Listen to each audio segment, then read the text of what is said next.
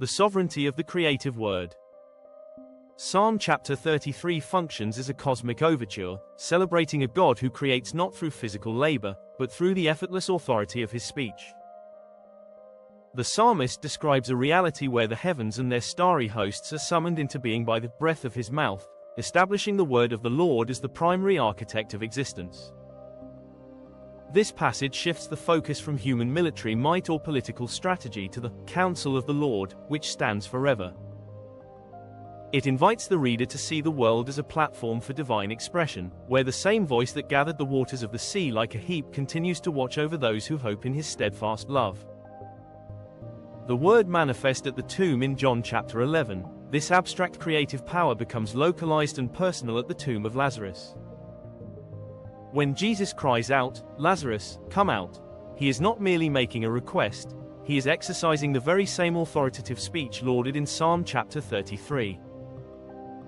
The connection is direct. The God who spoke, and it came to be, in the beginning is the same God who speaks life into a body that has been dead for 4 days. This narrative serves as the New Testament's practical demonstration of the psalmist's theology, proving that the divine word has lost none of its potency over time and that its jurisdiction extends even over the finality of the grave. A unified promise of redemption.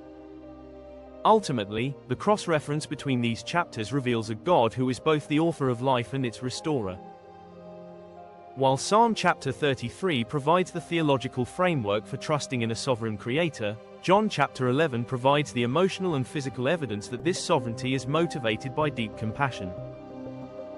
The new song the psalmist urges the faithful to sing finds its deepest resonance in the face of the resurrection, transforming a general hope in divine providence into a specific trust in the resurrection and the life. Together, they remind the believer that the word is never static. It is an active, life-giving force that continues to command light out of darkness and life out of death.